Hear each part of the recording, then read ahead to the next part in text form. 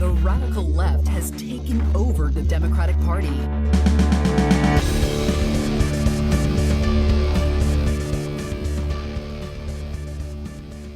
Hello and welcome to Think Progressively, covering politics and all the other chaos life has to offer. This is episode 103, recorded on Friday, October 20th from Milwaukee. I'm Joe. And I'm Jason. And on today's episode, for our Halloween spooktacular thing, we're going to examine the 2014 Slender Man Stabbing and where they are now and what that can tell us about our justice system. Spooky. That's very spooky. But first, the headlines. Up yours, woke moralists. We'll see who cancels who. So we've been off for a little bit, for a couple weeks, and a lot has happened. And I think it's appropriate that we need to talk at least a little bit about what's going on in Israel and Palestine. Yes, this happened right after we recorded our last episode 2 weeks ago. Literally. So for a quick recap, on Saturday, October 7th, about 3,000 rockets were fired from Gaza into Israel while thousands of armed Hamas fighters breached Israeli borders and began indiscriminately gunning down civilians. Some stormed the beaches on boats, some literally used paragliders to fly over the border, and it turned into a bloodbath very quickly. Over 100 people were kidnapped. Very much a terrorist attack. So far, we're looking at around 1,300 to 1,400 Israeli deaths, as well as around 4,000 Palestinian deaths. Prime Minister Netanyahu immediately declared war on Hamas and said that Israel would return fire of a magnitude that the enemy has not known, and they have, brutally. Which is what a lot of people were worried about after this first happened. The unnecessary slaughter of innocent civilians by Hamas would lead to unnecessary slaughter of innocent civilians in Palestine. Correct. And that came to a head when reports of a hospital in Gaza being hit led to another 500 people being killed. And I think that story is a very good example of how difficult it is to get information, accurate information for this entire thing. Yeah, because we don't know at this point which side actually hit that hospital, right? It's under dispute. It's still under dispute. Biden said that the intelligence says that it was Hamas. Right. That's what our own officials have concluded based on their own research. And there was a conflicting report today that stated that the type of damage would indicate artillery fire, which Hamas generally does not have the capability of, and would point to an Israeli shell. Well, and that's what sucks, because you have conflicting assessments of what's going on, because you have other experts that are also saying, artillery shells would also have led to a bigger impact of what would happen. You'd see more damage. So, and Hamas doesn't have that type of thing, so it must be a Hamas rocket. And I think what really sucked is that within minutes, both sides just started publicly blaming the other. And what made it really scary is, without even knowing what's going on, just publicly saying it at all, that led to mass protests, mass anti-Israeli protests around the world. And we still don't know what actually happened yet. And man, I don't know. This is a new straight up type of warfare where you have full on information warfare where you can literally say and spread information like this at your whim. And because platforms like Twitter pride themselves on being free speech platforms that just allow the market to decide what facts are nowadays. There's so many in the initial wake of the attack on October 7th. You saw a lot of different posts with images basically saying this is what Hamas did to Israel. And most of those images were actually images of buildings in Gaza that were bombed by Israel. Well, I can't believe it. I heard about that exact same thing with Justin Bieber, of all things. Right. I believe that was on Instagram or something. But you had Jamie Lee Curtis on Twitter posting pictures that were of Palestinians and claiming that it was Israelis and that kind of thing. I mean, Well, and that's I know they mean well, but I was just going to say, I know that's another concerning thing as well, is that we have put so much pressure on us, especially these supposed influencers who should not be speaking about this publicly. Mm-hmm. And I say that knowing the full irony of two randos who are speaking to mics right now who probably should also not be speaking about this. But at the same time, like, you don't have to say anything with this. It's okay to not say anything. You know, Justin Bieber, you are a icon, but you're also a pop star. Like, you are a musician, you are a singer. You don't have to weigh in on the Israeli Israeli-Palestinian conflict. Same with Jamie Lee Curtis, right? Mm-hmm. And that's where more misinformation and disinformation just spreads like wildfire. I mean, and then I don't know, man.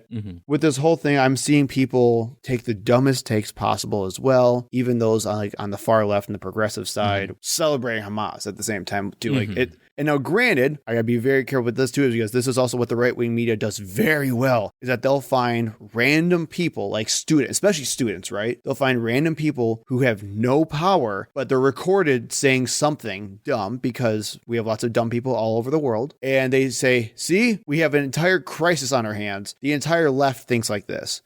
And that's where it really sucks, is that you have people who are, and there are some, like, I think Hassan Piker said some really bad stuff and like would not engage on like giving full blame to Hamas for what they were doing at the same time too.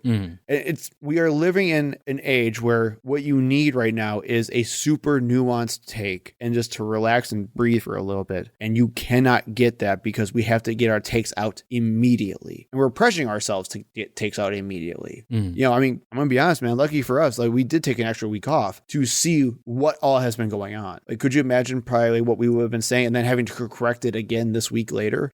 Like, it would have been awful. My stance certainly hasn't changed very much. And I kind of wondered about this for the past 2 weeks of where we would come down between the two of us, because I think I tend to be a little bit more on the extreme left side than you are from time to time. My stance has always been that Israel is illegally occupying Gaza and the West Bank.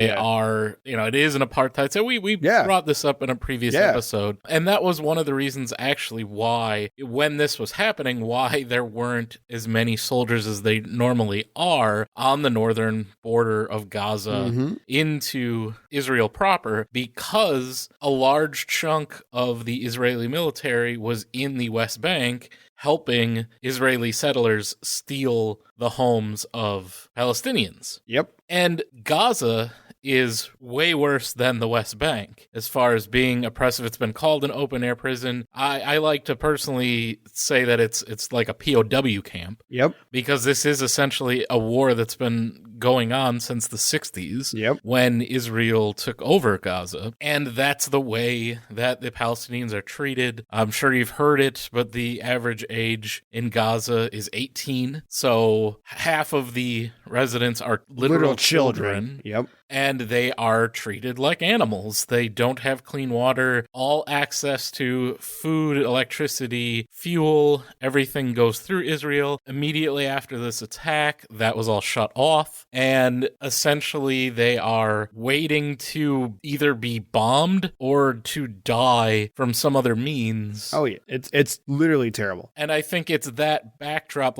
and that's not much of a change from every day. Like, even after this attack, and, you know, Israel, as you said, Netanyahu vowed to extract such a toll from the citizens of Gaza, that's not much different than every day for them. I mean, that's one of the reasons why the median age is 18, right? Because you don't live very long in Gaza. Yeah. So in that environment, it's not hard to see why they would embrace a violent extremist terrorist organization like Hamas. Well, and even that is nuanced and complex, right? Where you have absolutely, again, I'm not even going to pretend act like an analyst here, like I know what I'm talking about. So let's start with that disclaimer, right? But from what I do know is that one, Hamas did kind of generate naturally from those conditions. And Hamas is not a separate organization kind of from the typical people of Palestine. But then at the same time, Hamas then kind of exerted their way to forceful authoritarian power to the point where now much of Palestinian citizens who are not part of Hamas are scared to death of Hamas. Right. Hamas won an election in 2006. I don't remember. I believe so, 17 years ago, and there have not been any elections since. Right. So yes, while they did win a majority of votes of Palestinians in Gaza, those, again, average age 18, that was 17 years ago. Yeah. Most of the people that are in Gaza now did not vote back then, and there has not been another vote since. Hamas has become a dictatorship, as you said. Right. And honestly, there are a lot of reports and there are quotes that you can, I don't really want to get to, as you said, like, we're not the people for this. If you want to really, really get in depth, the Majority Report has been for like the past 2 weeks, like pretty much dedicating the majority of their time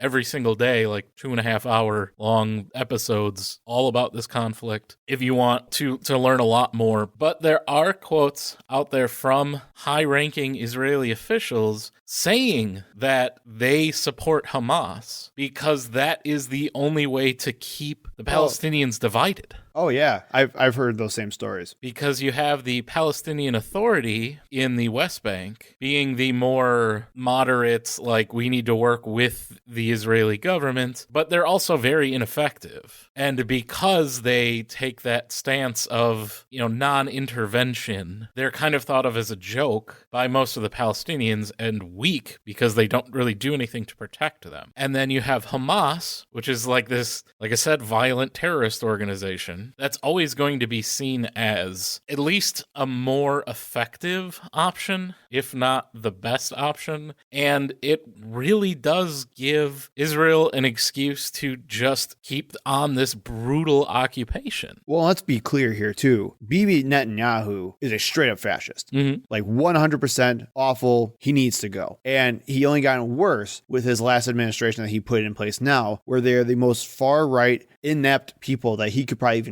think of to be in power, and the exact people you do not want in power when something like this happens. He's still currently under investigation for multiple cases of corruption. Oh, yeah. And has been for like a year and a half. There have been a ton of resolutions that have been put forward. I think Mike Pence said the United States needs to unconditionally support Israel, which is insane to me. It is perfectly fine to put into context of what's happening in Palestine when talking about this issue. This did not come out of a vacuum. There was little reason why this happened to begin with. However, there are, again, I'm not going to say there are a ton of them. I'm not going to say that these people are people that we should even care about to begin with, but there have been people out there who have either celebrated Hamas for what they've done, or will say that there is no such thing as an Israeli citizen, and they cannot separate the government of Israel and Bibi Netanyahu's administration to typical people who are just living in Israel. Children who have been kidnapped in Israel are not responsible for what's going on. Adults who have been kidnapped in Israel are not responsible for right, exactly. So you are more than welcome, at least this is my own personal opinion, you are more than welcome to say Israel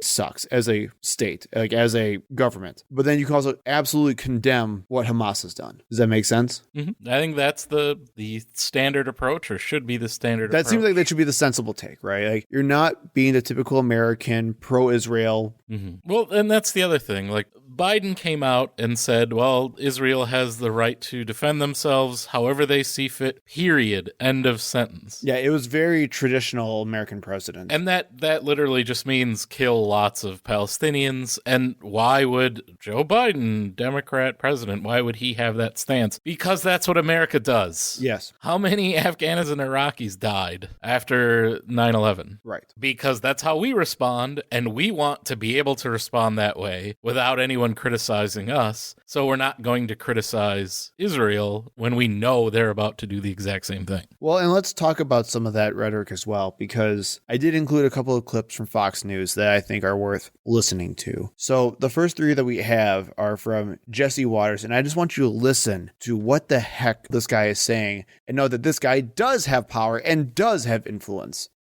Radical Muslims murdered innocent men in front of their families. Israel launched a counteroffensive against these barbarians. A civilized nation forced to deal with savages who don't follow the code of military conduct.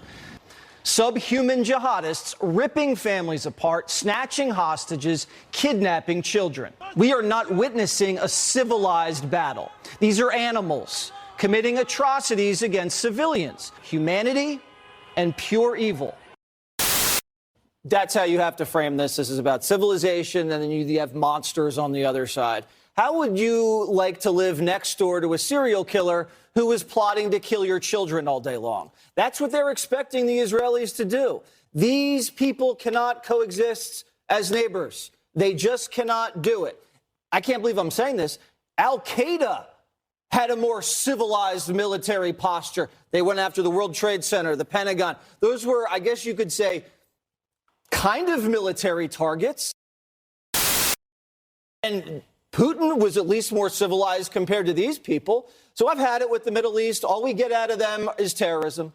All we get out of the Far East is pandemics. All we get out of the Europeans are land wars. Out of the Latin America, all we get is migration. This country's about this close to just walling everything off and saying, you know what, you guys have at it. We're good here.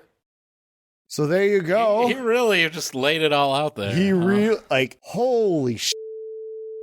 So first and foremost, Palestinians are subhuman animals and savages, and this was civilization versus pure evil. Yep. I don't even remember. We just listened to all three of them. I don't even remember the second one now. Al-Qaeda. Oh yeah, even Al-Qaeda. Even Al-Qaeda was more civilized than these people. The World Trade Center was a military target. What the hell was that? And then also, let me say that I hate Asians. And I hate Latinos as well. And we should just become isolationists because I am such a xenophobe and such a racist that the entire rest of the world scares me every day. I cannot. And he advocated for genocide. Literally. And okay. This is what scares the heck out of me, is that I understand, or at least I used to know people who thought like this, where, I don't know if you've heard these, and I'm not going to say like judge you if you had these, because this is a long time ago, obviously, and we were much more ignorant than what we are now. I like to hope so. The idea that like, oh, the Middle East is too much trouble, I don't like them, they all are crap, and they just fight all the time, let's just bomb the whole thing and just make a parking lot out of it. Turn it into glass. Yeah. Usually that was the rhetoric that you heard kind of around the first Iraqi war. Well, and I'm thinking literally about after 9/11, where this is the exact same thing. And he's trying to go into this as well. And I didn't include these clips here, but there's tons of stuff like, why isn't Joe Biden calling out the radical Islamic terrorism? We're back in 2001 again. It's the exact same rhetoric. It's the exact same thing that dehumanizes people and that gets people killed all around the world. They have nothing to do with this. I cannot believe people watch this guy and take him seriously.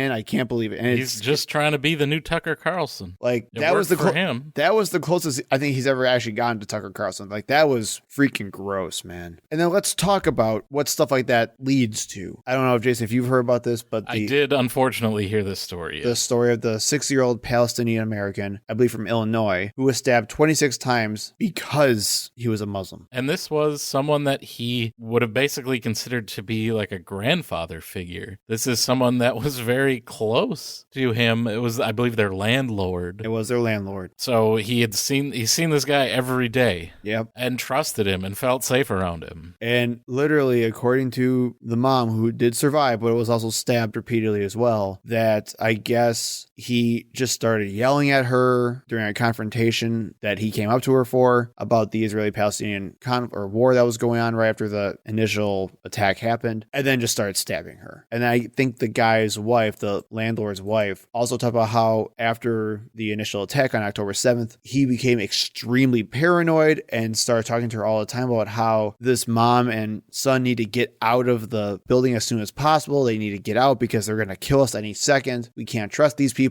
And it led to this. And I believe that specifically they talked about him being radicalized by right-wing media. Yeah. You had a guy who was radicalized by people like Jesse freaking Waters.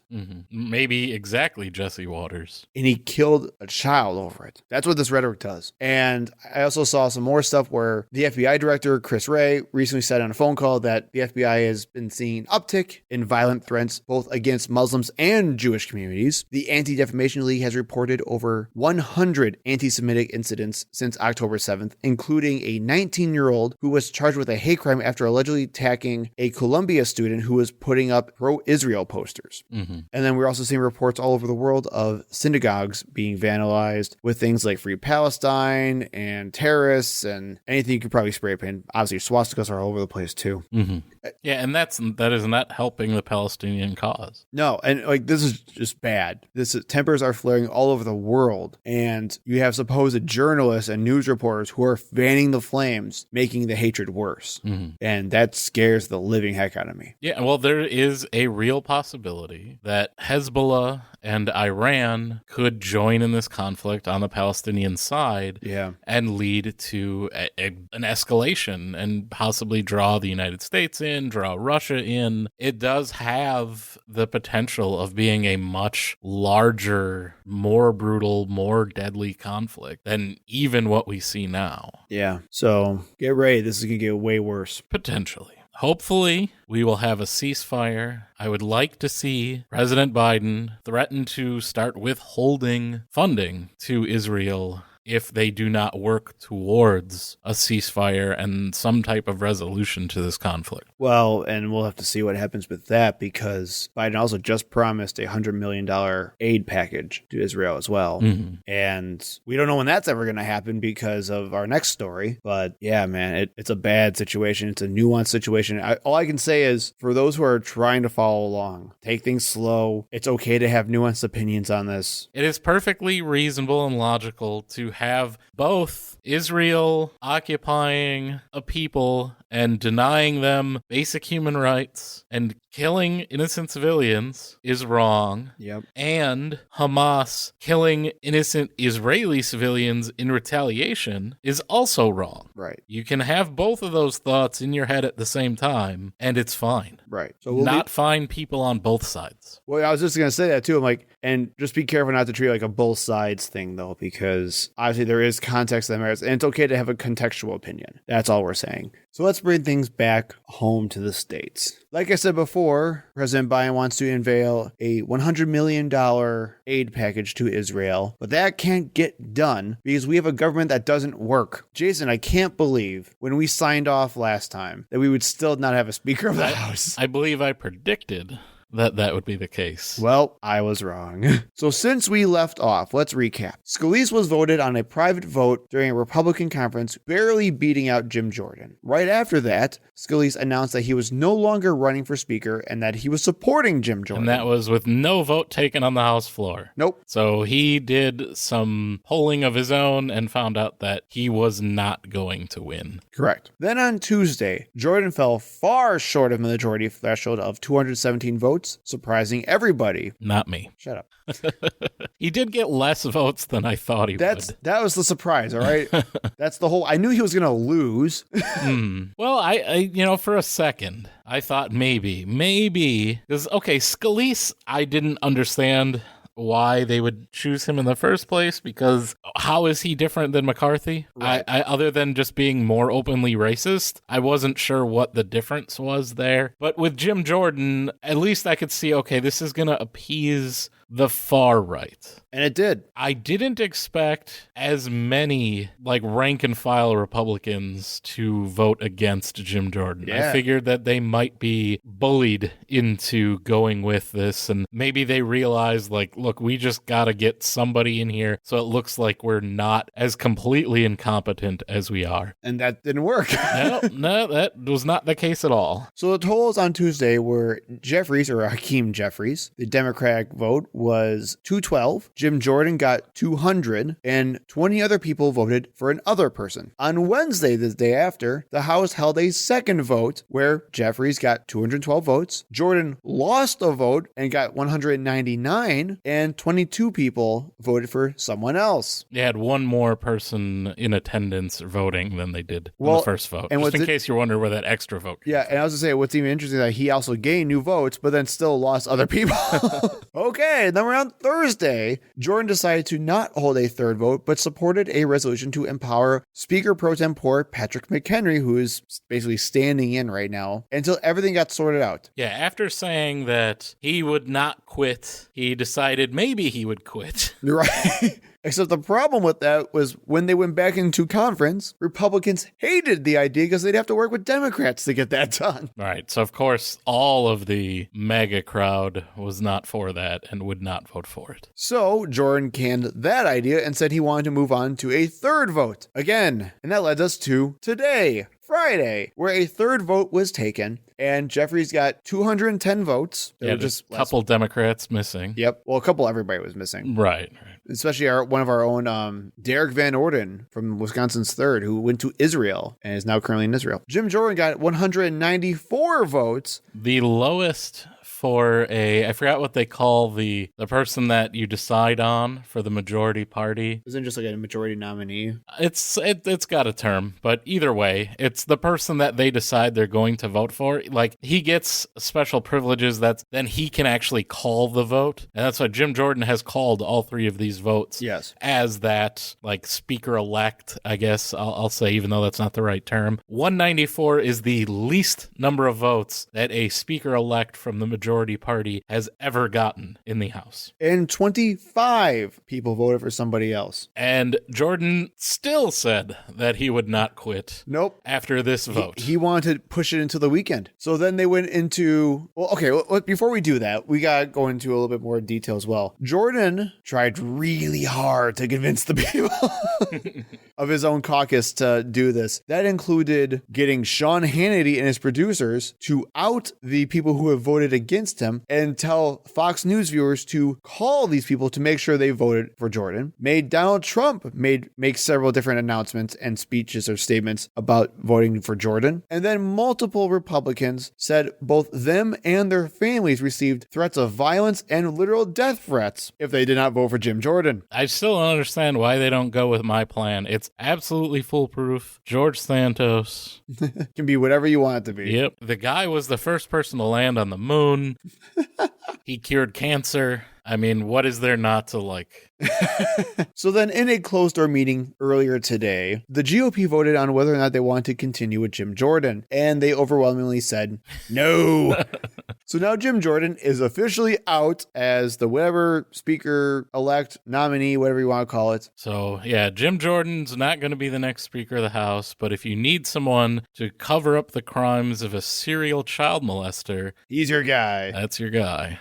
According to Marjorie Taylor Greene, you may have heard of her before. She's a representative from Georgia. Jim Jordan is out of the race. We're supposed to come back for a candidate forum on Monday at 6:30. She told reporters. And since then, multiple people have already come out saying they are now running for speaker. And that includes Kevin Hern of Oklahoma, who is a Republican Study Committee chair. Austin Scott of Georgia, who challenged Jordan last time and lost. He basically pulled out. Briefly. Yeah, he basically pulled out right away when he Yeah. realized he had no support. Jack Bergman of Michigan, who is a former general. Tom Emmer of Minnesota, who is the majority whip for the Republican Party. And Byron Donalds of Florida, who is a Freedom Caucus member and the guy who basically got like 20 to 30 votes a bunch of times the first time when Kevin McCarthy was trying to get the speakership. Yeah, he was a popular alternative. Choice there. And then we also just got Pete Sessions of Texas as well. And who will not be running? Well, Jim Jordan for one. Steve Scalise has officially said he will not be running either. So I don't know who's going to take the mantle, man. At this point, my betting favorite would be Kevin McCarthy. See, I'm going to throw a curveball in here. Ready? I'm going to go for the person who has not said a single word yet, Elise Stefanik. She's way too new for them, isn't she? Well, I guess. But she's like their rising star and everything. She's exactly what Paul Ryan was back when he was like kind of like a young gun back in the early 2010s. I still say it's gonna be Kevin McCarthy. I mean, I wouldn't be surprised either. I don't know. I mean, my first thought was with any of these people, except for Byron Donalds, because we knew that from the last time we covered this. Who are you? What do you do here? I don't know, man. I don't see any of these people getting tons of support or who would last long at all. Well, again, who's gotten the most votes on any of these votes? Hakeem Jeffries, baby. The Democrats. Every Democrat who has been present for any of these votes has voted for Hakeem Jeffries because they know who their leader is. They are not confused as to where their leadership lies in the House. It's only only the Republicans that cannot choose their own leadership. That is just crazy. Yeah. And what's even crazier, Jason, is I just saw it earlier today as well. A letter was being circulated by around 430 different Republican staffers urging the Republican Party to fix the chaos and come together. And I just got to be really clear. As someone who was a staffer, not at the federal level, but at least at the state level, you don't do that. So if it's that bad where staffers have to come out and call out their own party for being so dysfunctional, it's got to be bad, man. And let's be real here. Like, we have context for this whole thing. We have important deadlines coming up. We already talked about the fact that aid to Israel is going to be put on hold without this. Aid to Ukraine. Aid to Ukraine is going to be put on hold without this. And we have, I think, less than 2 or 3 weeks until the government runs out of money. Right. And so they didn't go through with the resolution to give Patrick McHenry, the little tiny leprechaun that is currently the Speaker Tempore. They didn't go through with the resolution to give him additional powers. But as I talked about 2 weeks ago, the resolution that gives him the position that he has is very vague as to what he can and cannot do. There's nothing stopping him from trying to start a vote on any of these things. And if no one objects, then I guess he has that power. But I will say, McHenry has come out like very forcefully saying, I do not have the power to have a vote or to start a vote. But what does he do when we get closer to that deadline? I don't know, man. I truly don't know. I cannot believe. I mean, this is what happens when you have one party who has no intention on actually governing anything. To them, it's a game, and that's what happens when you just want to play a game. Mm-hmm. You just want to hate on liberals, you want to hate Democrats. And you hate the government. Yeah, so you have no freaking agenda for anything. And you don't care if this erodes anyone's trust in the government, because that's what you want anyway. Yeah. That's really part of your entire identity. Yay, one of our 2 political parties is committed to destroying the functioning government. Yep. So America looking real strong right now on the world stage. M&Ms will not be satisfied until every last cartoon character is deeply unappealing and totally androgynous. Until the moment you wouldn't want to have a drink with any one of them. That's the goal. When you're totally turned off, they've won. Boy ain't right. All right, on Fox in the Head this week, recurring favorite Matt Walsh is back again. Diaper baby fetishist Matt Walsh. Who is bewildered by the idea of gay babies. Because in his fantasies, he is a very straight baby. Thank you very much. So in this clip, he's actually talking about the positives of conversion therapy. Because of course he will. But in it, he loses all sense of reality and goes on a full insane rant. So here you go. Nobody today is trying to give electric shocks or even drugs, okay? In almost every case, when we hear about so-called conversion therapy, it is a case where somebody with a same-sex attraction goes to a therapist or to a counselor to help them overcome that attraction. Like they're looking for counseling, for therapy to help them overcome this attraction that is troubling them and that they don't want. They don't want to have the same-sex attraction, but they do, and they're looking for help.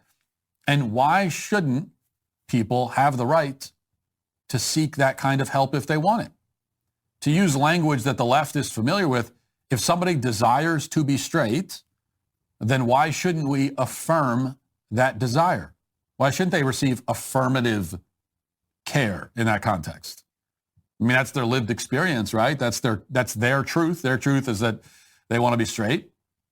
Who the hell are you to tell someone else what they can or should want?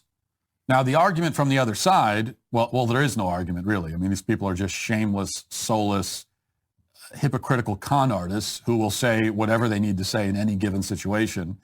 So you can't really use their own arguments against them, as I've just done, because their arguments are not real arguments.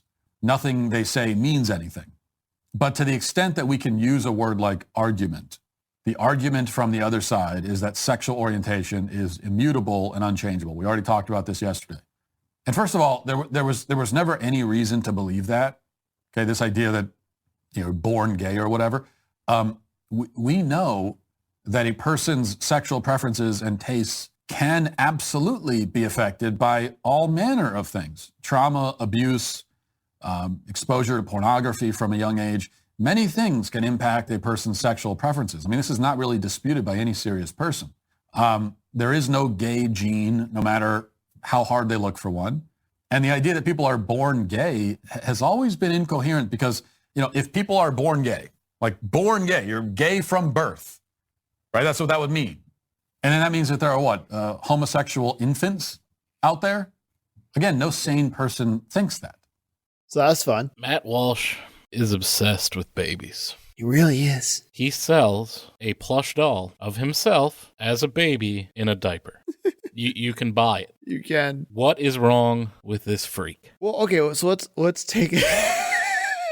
Let's try to steel man his argument, I guess. Well, his argument is that sexual attraction is fluid, not like gender identity, though. Not that, but sexual attraction, which there are, again, it's a spectrum, right? There probably are people that do, there are people that are bisexual, pansexual, right? That do have kind of more of a fluid sexual attraction. Yeah. And so he thinks that is a good argument for conversion therapy. Okay, do you like the fact that how he just tried to use like the gotcha stuff? Like, well, isn't this the left's own logic? Aren't we going to give them their affirmative care if a gay person wants to overcome their same-sex attraction? The reason being, like, what's the pathology there, right? Why does someone desire to not be attracted to the people that they're being attracted to? Right. It's because of weird baby fetishists like Matt Walsh and religion. Yep. And that's when he says that conversion therapy isn't shocking people or giving them pills. I never thought it was. Personally, I thought it was a lot of praying. It's a lot of praying. It's a lot of guilt tripping. Right, and telling people that they're sinners. Well, that God hates them. And they're going to go to hell. Right. But again, like, sure, I'll give it to you, Matt. If a gay person wants to really just, you know what? I don't like being gay anymore. I want to become a straight person. Going cold turkey. Yeah. Can you help me with that? Sure. You know what? Live and let live, my friend. The problem is these therapists, so-called, are not medical experts. They're not. But I'm trying to even like say, like, okay, fine, maybe we did have that, right? My whole thing is his example and his hypotheticals are wrong because in his own circumstance, that's exactly what gender affirming and same-sex affirming therapists actually do, is saying, hey, I want to get therapy for something. Let me help you with what you want to do, right? In his example, that'd be like saying you have to take a straight person to a conversion therapist and make them gay. That is what's more accurate to his example, because he has no idea how consent actually works. And that it's possible. Like, you can change someone's lived experience. Like, that's the thing. He uses those words because he's heard them being used in arguments. He's never really understood them very clearly because of the way he's using them here. But if someone would tell you, I am gay, I'm attracted to people of the same sex, he would say, well, that's your choice. But they're saying, no, that's who I am. And he still isn't changing that stance here. Right. He's saying it like he's somehow changing his mind. Right. But no, it's still something. It's the same thing. If someone says, I am transgender, I'm a boy, I feel like I'm a man, but I was born in the body of a woman. Again, you don't go to a therapist that tries to talk you out of that or change you to feel like a woman. You just undergo treatment to help you realize what you already yourself experience. Right. So yeah, it's completely different, and he's somehow trying to say that he's just adopting the rhetoric of the left, right, while not understanding it at all and not changing anything. Well, can we talk about the baby thing? So he's thinking that if you're born gay, or that's just how you are, then you're a gay baby. Then you're a gay baby. Matt, do we say they're like heterosexual babies? Right. Like, what are you talking about, man? Look at how that baby is breastfeeding. I know, like, I've never, totally into I'm going to be honest, Matt, I've never really thought about the sexuality of an infant. Oh, I guarantee you, though, based on a lot of other things I've seen from Matt Walsh, he does. He does probably a lot. Yes, a lot. It's really weird, man. So at least he was right about one thing. You're right. No sane person thinks that there are gay infants out there. And you know what? I'll even give it to you more as well, Matt. Society can definitely influence your sexual orientation, just like Jason said. That's not what I said. I said that your sexual orientation can be fluid. Well, yeah. And in certain circumstances. I'm not saying that that's environmental. I would say a part of it can be environmental, and that's okay. Like, it's a mix of genetic and environmental and social structures. Like, that's how we develop literally everything with our bodies, and that's perfectly fine. But man, I'm going to tell you, man, it doesn't happen when they would come right out of the womb. You can chill. Get out of here. Go away, man. I'm done with you. That was really a productive segment, wasn't it? It's hard to get any word in with this clown. For our main topic of the day, and this will be our Halloween episode, we have been doing every other week. We can go back to every week shortly, but I will be out of town this next weekend, so this will count as our Halloween episode. Spooky time. So I picked this story as being somewhat appropriate for that, but I will say up front, we are not a true crime podcast. Can we be? No. And we will be, we make a lot of money doing that. Can we start a separate podcast that's a true crime? I don't think I would be good at that. We don't have to be. No one is. Have you seen true crime stuff? It's awful. We can totally do it.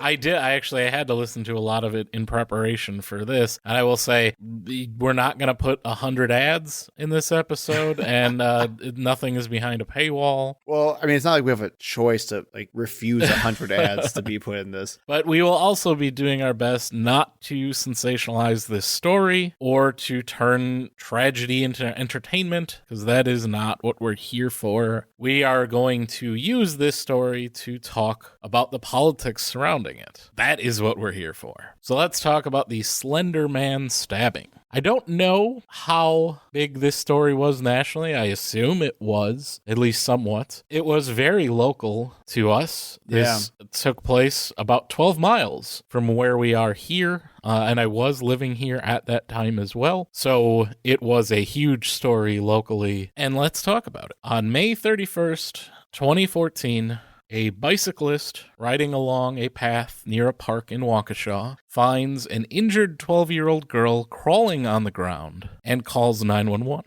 911. What's the address of your emergency? Waukesha County, Lindy. I'm transferring over a caller on Big Bend. That's a dead end just south of Rivera. Okay. Came upon a 12-year-old female. She appears to be stabbed. She appears to be what? Stabbed.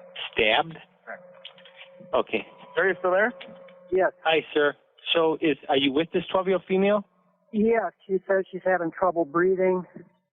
She said she was stabbed multiple times. Stabbed multiple times? Yeah. Okay, sir, are you with her right now? Yes. Is she awake? She's awake. Is she breathing? Yeah, she's breathing. She said she can take shallow breaths. She's alert. Okay, stay with her. We're sending the police department. Don't hang up, okay? Oh, hold on just a minute. Don't hang up. Okay. Okay. Hold on just a minute, sir. We're sending officers. Okay. Is there any assailant around? I didn't even look. I don't see anybody.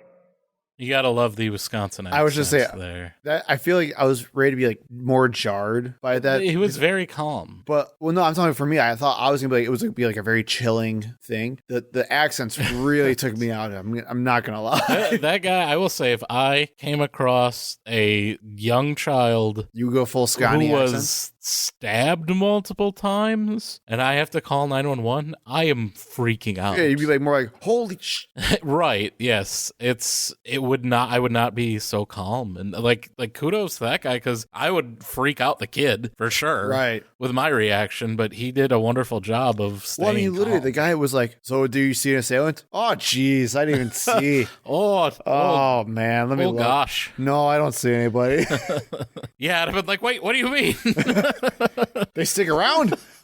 And I mean, this guy's just in a bicycle, he has no way of protecting himself at that point. So when police and paramedics arrived on the scene, the girl, Peyton, and we're only going to be using first names for this. Yes, all of this information is very easily accessible. They are all adults now, but I don't feel comfortable using last names. They were minors when all of this happened, so that's the way we're going to do this. Peyton tells them that she was stabbed by her friends, Morgan and Anissa, who were also 12. Peyton was stabbed 19 times by a steak knife that Morgan had brought from home. The story was the girls were at a sleepover for Morgan's birthday the previous night. Initially, police thought that maybe the story they got wasn't correct, and maybe the other girls were attacked as well. Maybe they were, in danger. They went to their homes, and their parents told them that they were at the sleepover. They weren't home. Eventually, they found the two girls.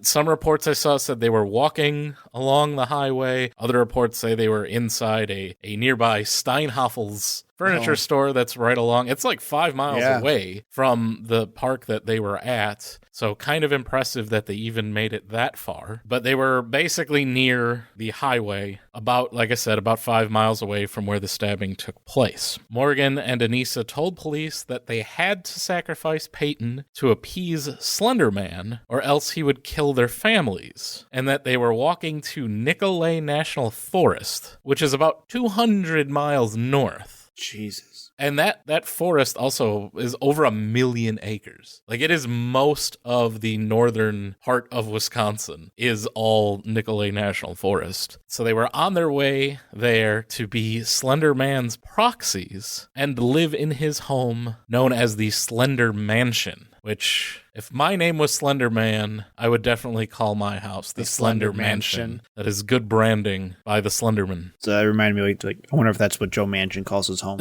the Joe Mansion? Yeah. That's a little on the nose. I feel like at least Slender Mansion is somewhat clever. Well, Joe Manchin can't pick his name, Jason. He's got to deal with what he's got, So what is Slender Man? Well, I don't know how familiar you are with Slender Man, or only because of this case. I had not heard about it before this case. So I was very familiar with Slender Man, probably because I was a little bit younger. Could be. I wasn't in from the get-go, as well. I'll explain a little bit, but I was very well aware. My mom was very well aware of Slender Man because of what we've done. And wait, what have you done? Played computer games. I'm sorry. I didn't mean to be ominous there. I realized after I said that. Damn it. So Slender Man is a fictional supernatural character that originated from a Photoshop contest of all things. He is usually depicted as an unnaturally thin, hence slender, tall humanoid with a white, featureless face, claw-like hands, and sometimes with black tentacles coming out of his back. The stories typically include Slender Man stalking and abducting people, usually kids, in dark forests or campgrounds. Probably why they were going to a large forest. Right, yeah. It's a very, very large forest. Yeah. It kind of makes sense if that's the lore. So where did Slender Man actually come from? Well, on June 10th, 2009, a thread was started on the Something Awful forum to create creepy-looking pictures of paranormal phenomena. Creating paranormal images has been a hobby of mine for quite some time. Occasionally, I stumble upon odd websites showcasing strange photos, and I always wondered if it were possible to get one of my own chops in a book, documentary, or website just by casually leaking it out to the web, whether they'd be supplements to bogus stories or not. And then he asked everybody to basically make a ton of fake paranormal pictures that look really scary and really creepy because it's just kind of fun to do. And I think this is also kind of like very peak internet, especially in the late 2000s, early 2010s, right? So looking through that post and a lot of the entries, they're pretty mediocre, honestly. And that's an overstatement. Yeah, and this one is definitely the best of the ones that we saw.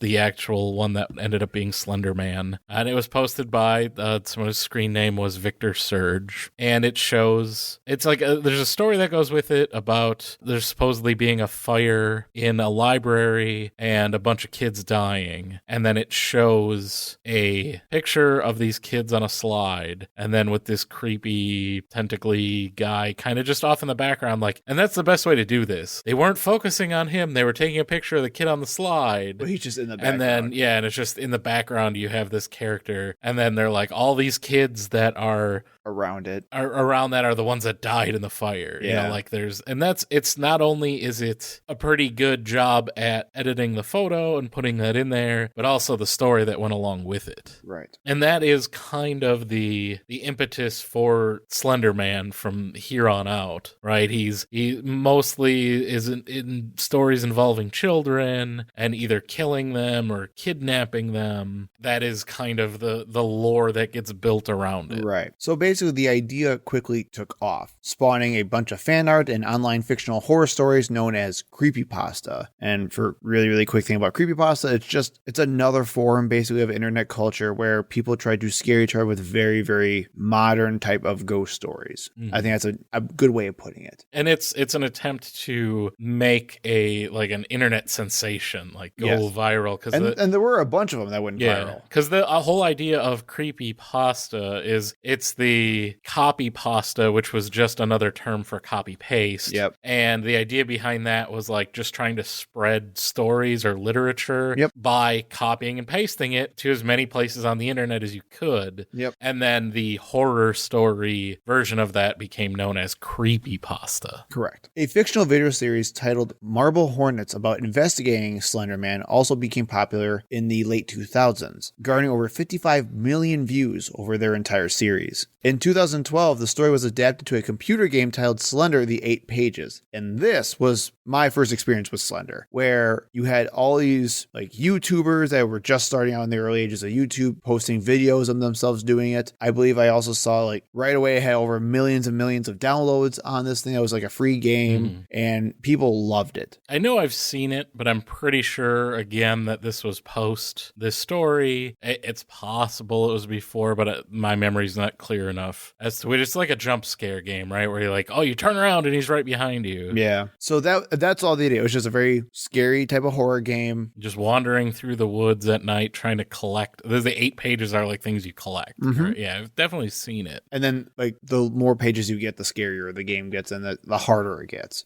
So, and it just became memeified. That's all it was. This was a creepypasta meme story that just took off and went super viral and became very well known and almost mainstream.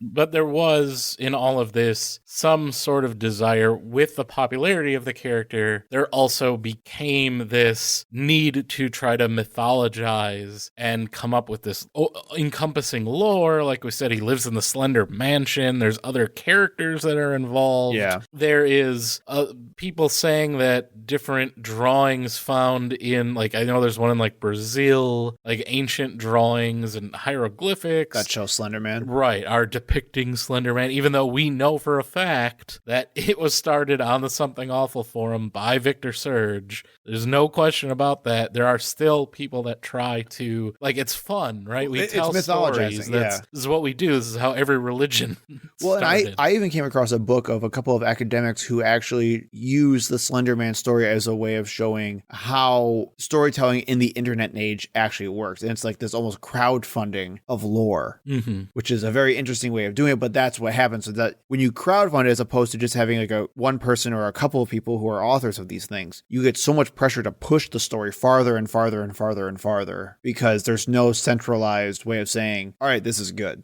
So what actually led to the whole stabbing then? So the background of, and this is the part we're not a true crime podcast. We're not getting into too many of the details of what happened, but just to give you an idea. Play the jazz. Of how we got here, what influenced this, how did two 12-year-old girls stab their 12-year-old friend. Morgan and Peyton had been friends, I guess very, very close best friends for a few years. Morgan met Anissa when she started middle school and discovered that they lived in the same apartment complex. I've actually been in this apartment complex multiple times. For your job? I'm not just a weirdo who goes into, and I don't like stalk this case. This was way before this would have happened, but I used to install cable. I worked for the cable company, and this was a common more of, I would say, lower end apartment Sure. complex. And I have actually been in here many times. So they lived in the same. So you had the initial friend group, Morgan and Peyton, and then now you enter Anissa, and Morgan spends more time with Anissa because they live in the same apartment complex. All three girls, I guess, were basically outcasts. They were not popular. Peyton maybe more so, but definitely Morgan and Anissa are the weird kids. Sure. So Morgan began spending more and more time with Anissa. Anissa introduced Morgan to Slender Man, who she had found on the creepypasta website. Morgan believed that the Slender Man character was the same entity as a figure she would occasionally see when looking at herself in the mirror around the age of 5.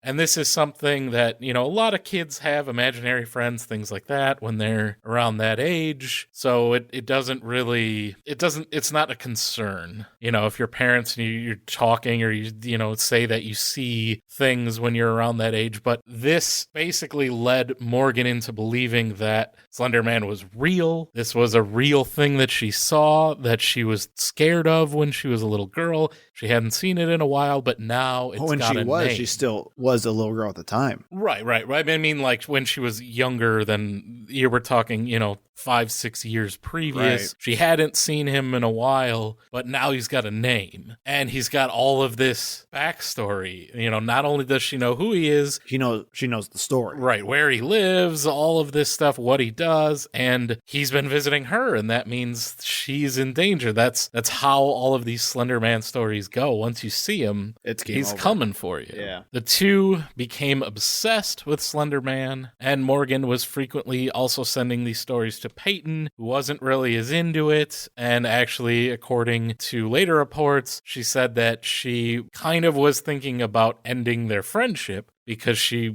one, didn't really like Anissa very much, and two, was not as obsessed with Slender Man as they seemed to be getting. There's also a lot of things that, when put into context of the story, like Morgan acts up quite a bit at school. She's always getting in trouble for odd behavior, like grabbing bugs and throwing them at other kids and acting like she's a cat. Things like that, again, in a normal behavior, she might just be a weird kid, but in context of this larger story, kind of paint a picture. Sure. Sometime around December of 2013, which is 6 months before the stabbing happened, Morgan and Anissa decide that to appease Slender Man, they have to sacrifice someone and serve him as his proxies. They choose Peyton. They plan the attack out for more than 5 months, even going so far as to use code words to hide what they were doing from anyone who happened to overhear them. Morgan invited Peyton and Anissa to her house to celebrate her birthday and go roller skating before having a sleepover that night. I guess initially the plan was to kill Peyton during the sleepover, but they decided to give her one more morning.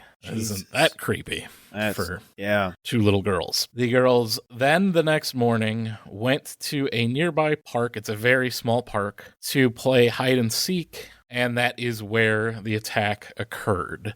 Initially, I think they wanted to do it in like the there's like a small public restroom in the park because it had a drain, and they were thinking about the blood. But basically, they decided to play hide and seek in nearby woods. And by woods, I don't mean like a large forest. I mean like woods you would see in a pretty populated area where it's a very small, scrubby kind of woods. Like I said, it's Morgan that tackles Peyton, stabs her 19 times. They believe she is going to die. Peyton at one point does try to get up and walk away, and Anissa walks her deeper into the woods and convinces her that they're going to go get help and that she should lay down so that she won't bleed out. And they basically just leave her for dead. Yeah. And walk to the Slender Mansion. And that is where Peyton eventually decides that she needs to go get help, crawls to a nearby,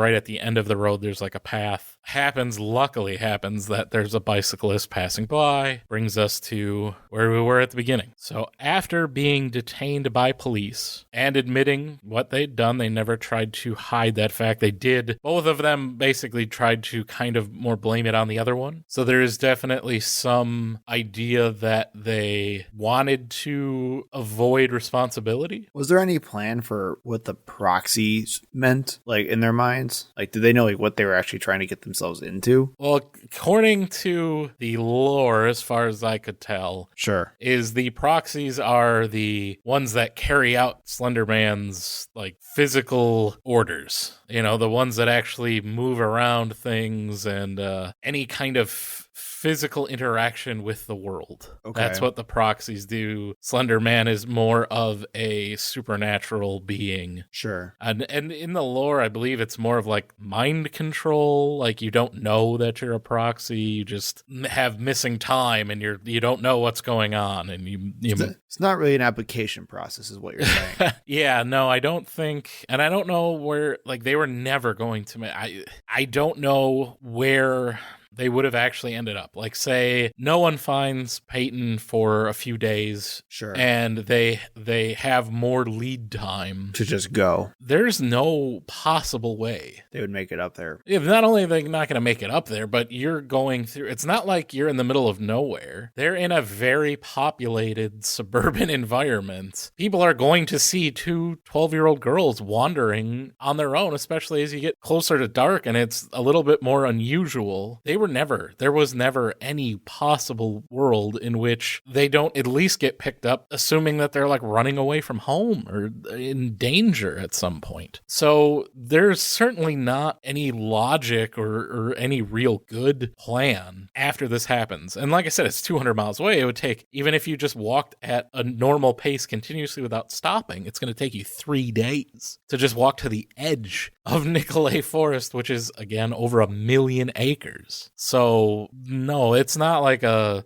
real good scheme that they had here. This is certainly an illogical idea from many levels. So, yeah, like you can say they definitely were trying to evade responsibility once they're in police custody, but they didn't have like any kind of plan. Even though it took them 5 months to get up the courage to do this or to decide when to do it. But even for 12-year-olds, this doesn't make much sense as far as like what happens after. Anissa and Morgan were both charged as adults with attempted first-degree intentional homicide. Life in prison. They're both looking at. Charged as adults. They're 12 years old. Morgan literally just turned 12 the day before this happened. And the law in Wisconsin is that anyone as young as 10 can be charged as an adult for violent crimes. There are 13 states that do not have a minimum age for charging someone as an adult. So I don't know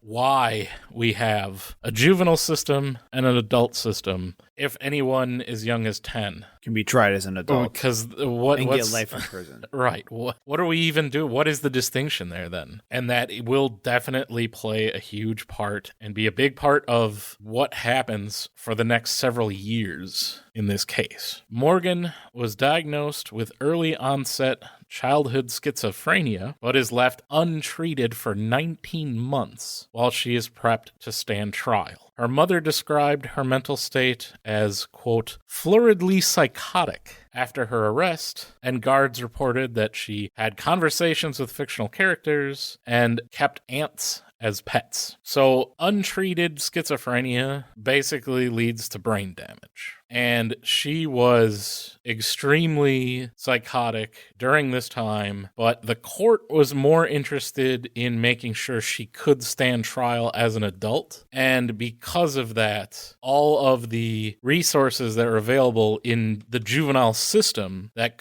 she should have been getting, all of the treatment for her diagnosed mental illness, were not available to her because of that. Originally, she was ruled incompetent to stand trial. That was in August of 2014, based on testimony from 2 experts. But then in December of 2014, the judge ruled that both girls could understand the charges and aid in their own defense. and were found competent to proceed. In March of 2015, they rejected the idea that their defense that they had to kill Peyton to save their families. Yeah. So that was rejected, and March of 2015, they were basically okayed to proceed with the first-degree attempted intentional homicide charge. In June of 2015, it was found out that Morgan's early onset childhood schizophrenia may have been genetic, because it came out that her father also suffered from schizophrenia and had been hospitalized multiple times as a teenager. So would basically stand against anyone saying she just came up with this to try to get out of punishment, get out of, life imprisonment. And that she's perfectly competent to do all Right. this. She's just faking. It would be a heck of a coincidence that, her own father just happens to also have suffered from schizophrenia as well. Anissa was also diagnosed with a learning disorder that could indicate that she could not tell the difference between fantasy and reality. So as she was reading these stories, going to these websites, the creepypastas, and she's telling these stories to Morgan has literally seen these characters, and Anissa has trouble essentially differentiating fantasy from reality based on her, at this point, undiagnosed learning disorder as well. So you kind of have a very rare codependency going on, essentially, between these two girls that are just feeding into each other and reinforcing what they already believe. And it wasn't until January of 2016. So remember, this happened at the end of May 2014, and it's not until January of 2016 that Morgan is sent to a state mental hospital where she begins treatment for schizophrenia. Her lawyer says it quelled the voices from imaginary friends like Slender Man and allowed her to experience the grief of what she did. Because remember, she was friends with Peyton for multiple years. Right. At the point of this, they were best friends. And it's not until almost 2 years later that she is even lucid enough to understand what she did. They initially both plead not guilty by reason of insanity. Anissa, in August of 2017, pleads guilty to attempted second-degree homicide instead of first-degree, which she was originally tried with. But she was found not guilty by reason of mental disease or defect in September of 2017. She is ordered to be placed in a mental facility for 25 years. Morgan was also found not guilty by reason of mental disease or defect and committed for 40 years. And that was in February of 2018. So these things drug on. So we're pushing a long time right now. Right. Almost 4 years from the time that the stabbing was committed until they're actually given their sentences. And it seemed to me in this entire process that the judge and the community in general was more interested in punishing these two girls for what they did rather than understanding what happened and getting them the treatment that they needed. And in Morgan's case, desperately needed? Yes. According to some experts, like I said, with the brain damage coming from untreated schizophrenia, irreversible damage was done. While they were more interested in just prepping her for her defense because they wanted to make sure she would stand trial as an adult and not get her the treatment that she needed, even though she had been diagnosed at that point. It's I don't trust those doctors. They're just hired by the defense. That's what they're there for. And it didn't help these girls in this case. It doesn't help anybody. It doesn't help the community that we have two girls that 12 years old, now they're 16 at the point that this is going on, or they will be soon, to have them just locked up in a facility somewhere when they could be getting treatment, could be working to eventually be released into the society and actually contribute something. Right. Instead of just being housed. Instead of letting them literally rot. Mm-hmm. And there were multiple appeals trying to throw out the convictions. Morgan waived her right to have her parents or an attorney present when she was interviewed by police. How can she possibly agree to that? She's been diagnosed with a mental disorder. She was found not competent to stand trial. She's a 12-year-old. Right. But yet somehow she was able to legally waive her rights. And she lost that appeal. And I do not agree with that at all. Wow. That's like some real Central Park 5 stuff. Mm-hmm. In July of 2021, Anissa was granted a conditional release. She is not allowed to leave Waukesha County. She has to live with her dad. All her internet access is supervised and monitored, and she is not allowed to be on social media. Peyton, I believe, last I heard, was in the UW system somewhere attending college. She moved out of Waukesha. Because of this, the prosecutors in the case, in the hearing where Anissa was seeking release, basically said that she was still a danger to the community and shouldn't be released. We are in Waukesha County right now, Joe. She could be outside right now.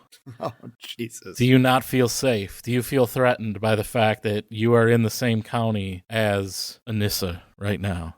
Do you think she's a danger to yourself and others? No, I think I'm okay. Yeah, me too. I think I'm fine. As long as she gets the treatment she needs, I think we'll be all right. That's kind of the main thing with mental illness is, you just got to get the treatment that you need. Well, we were talking about this before we started recording too, where our system here in the United States is extremely punitive and is based on vengeance and anger and not really the justice that we try to claim it's about. And I think this is a good example of that. Mm-hmm. And to highlight that, I actually have another clip. I've got Vinny Politan. Oh my goodness. From Court TV, who gives his opinion when it was announced that Morgan would be appealing for release as well. That's not how freaking medicine works, man. Right. The doctor does not make the medication that is given to the patients. He's not out here cooking up the drugs that are given to treat. Well, nor are there, okay, let's put it this way. So Anissa got out, right? Anissa, like I said, she could be living next door to me right now. So clearly that doctor who treated her must be freaking famous by now because that doctor's name and reputation was based and staked on the fact that Anissa got out early. Right. That doctor fixed it. Right. And the thing is, he gets so much wrong here. One, they're not convicted. He said they were convicted for 25 years. No, they weren't. They were actually found not guilty, and they were committed to mental institutions in order to receive treatment. That's not the same as a prison sentence. You're supposed to be at the mental institution until you are better. Well, and I hate to do the exact same thing that this guy was doing, but God, it makes me feel this exact way. This is why I have a hard time trusting prosecutors, where they speak on something they have absolutely no clue of what they're talking about, but have this veneer of confidence with them. Well, I'm a prosecutor. I know what is going on here. Sorry for the bad accent. They all sound like that. But the idea that you have no clue what's going on with how medicine works at all. Oh, and he was from New Jersey, could you tell? Oh, Jesus Christ. But they feel that they have enough confidence to say, you know what, I don't trust these doctors, though. Right. The doctors, they're all just trying to put one over on me. And the other thing that he gets wrong there is he says the doctors that are presenting the evidence to the judge, telling the judge what to do by giving them a court-ordered report, are not the doctors that are treating those patients. They're court-ordered, and there's multiple. Yes. Like in this case that we're talking about, that he was talking about, this specific case, 3 different doctors who were court-ordered gave their reports. And as he said, they always say the same thing. This person is better. They can get out. That's what's going to happen with Morgan. Guess what? They didn't? Morgan rescinded her application for early release. We technically don't know why. All of these reports are sealed. We can't see them. Sure. But indications are they were not positive. They did not just say, yeah, she's better, she can go. So rather than submit those reports to the judge, they pull back their appeal and they get her more treatment. Well, and again, with this very poor conspiratorial thinking with stuff like this, and don't even get me started on the idea of like how courtroom TV and true crime related nonsense fuels this type of thinking, right? I think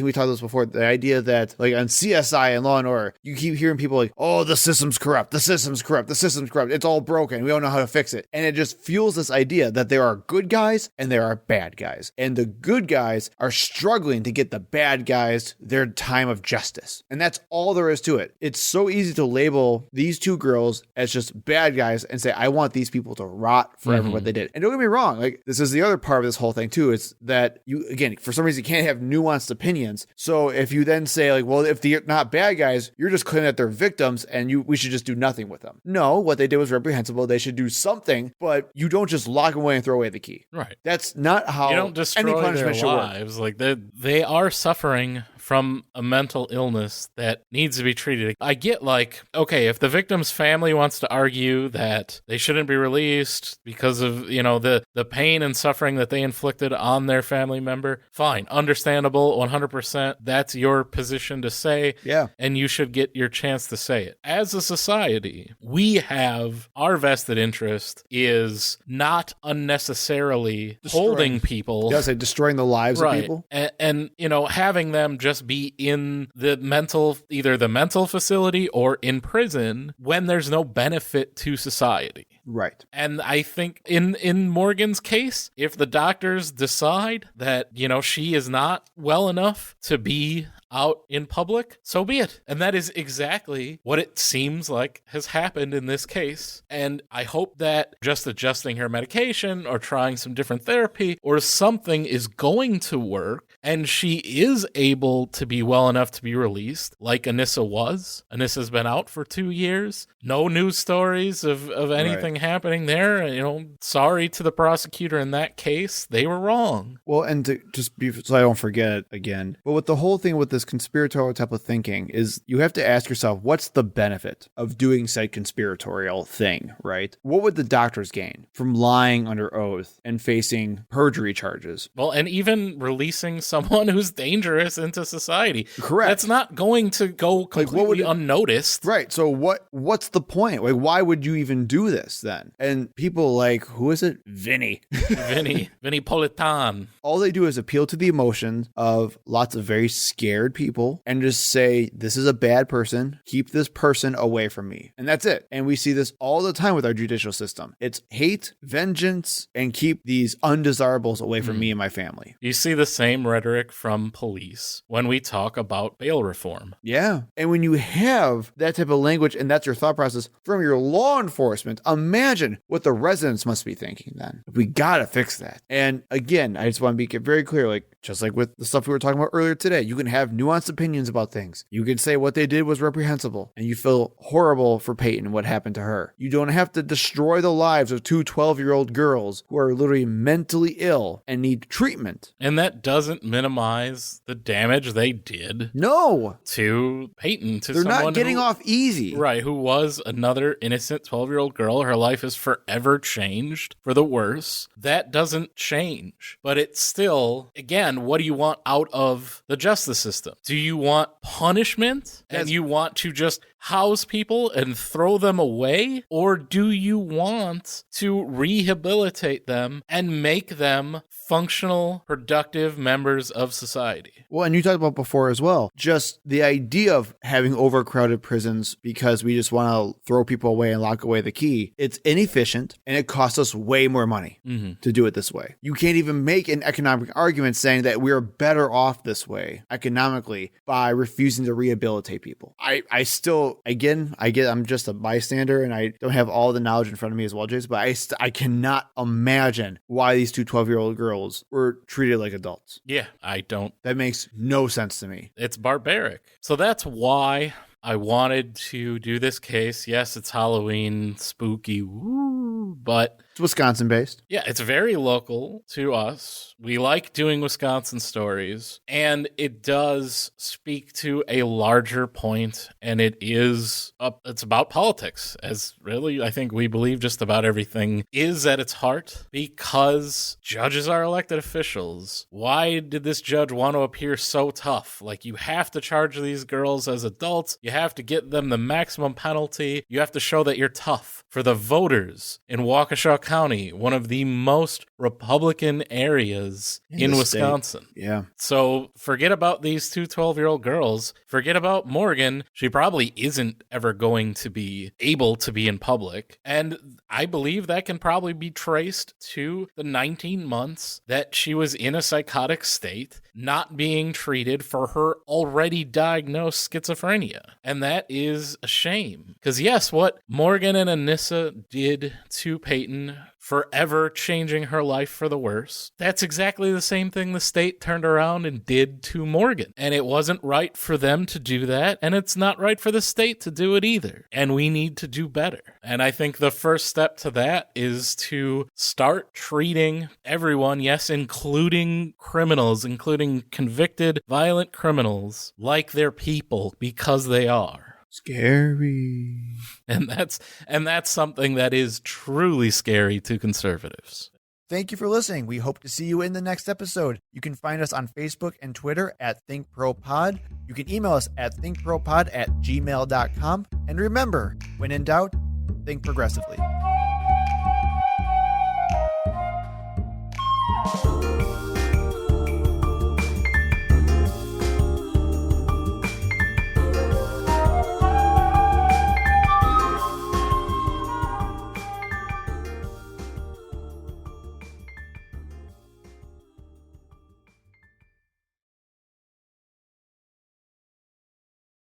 What was I saying now?